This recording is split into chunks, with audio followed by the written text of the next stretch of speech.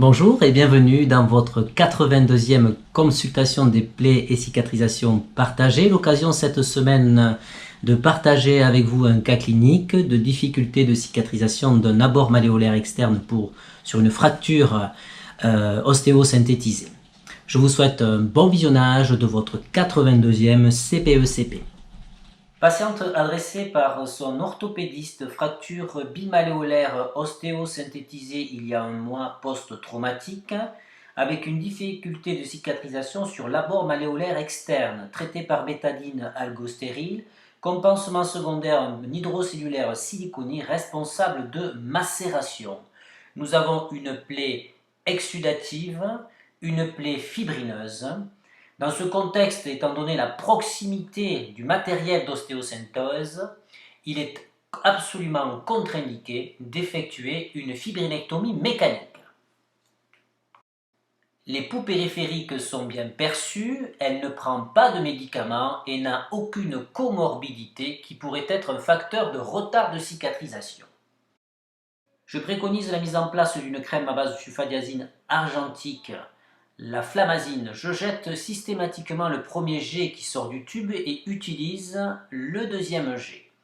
Le pansement secondaire sera un hydrocellulaire et je renforce son pouvoir d'absorption en mettant en place un pansement fibre à haut pouvoir d'absorption en pansement primaire. Le pansement secondaire sera un pansement hydrocellulaire avec lequel la patiente pourra se doucher et je la reverrai en consultation dans 3 semaines. À la consultation de contrôle, je nettoie la plaie avec du sérum physiologique.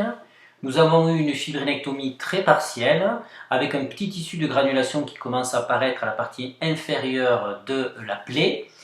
Passé cette phase de colonisation critique probable traitée par de la flamazine, nous allons partir en cicatrisation à milieu humide pour avoir aussi un phénomène de fibrinectomie autolytique à l'aide du Sorbag gel, qui sera mis en monocouche sur chaque partie de la plaie. La petite astuce du jour, augmenter l'humidité en prenant le gel qui est déposé dans l'emballage et le déposer à la surface du Sorbag gel. Le pansement secondaire sera toujours le même hydrocellulaire avec un protocole de soins quotidien. Deuxième consultation de contrôle sous protocole de Sorbag gel, la fibrinectomie a été efficace. J'ai fait arrêter à la patiente ses séances de kiné car la mobilisation de la cheville était responsable d'une ouverture et fermeture de la plaie, facteur de retard de cicatrisation. J'ai eu une discussion avec son chirurgien orthopédiste qui était focalisé sur la nécessité de la kiné intensive pour éviter le risque d'ankylose de la cheville. Je lui ai exposé le risque d'aggravation de la plaie du fait de cette mobilisation et d'exposition du matériel d'ostéosynthèse. Nous avons convenu d'un commun accord d'arrêter les séances de kiné. La patiente a été mise sous HBPM et je lui ai prescrit le même type de protocole de soins. Troisième consultation de contrôle, la plaie n'est plus du tout exsudative.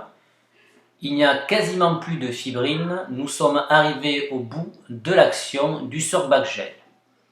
Je vais donc lui prescrire la mise en place d'une interface active Yalucet, renforcée par le Yalucet crème, toujours le pansement hydrocellulaire qu'elle supporte bien et avec lequel elle peut se doucher. Protocole de soins réalisé tous les 2 jours en l'absence d'exsudat. 3 semaines plus tard, nous avons une plaie qui est réduite en surface, plus d'exsudat. Nous avons ensuite une petite réaction sur la partie adhésive de l'aquacelle Foam. Localement, après nettoyage de la plaie au sérum physiologique, je vais mettre en place une interface neutre, un Urgotule, et traiter cette zone irritée dans la partie supérieure par un dermocorticoïde.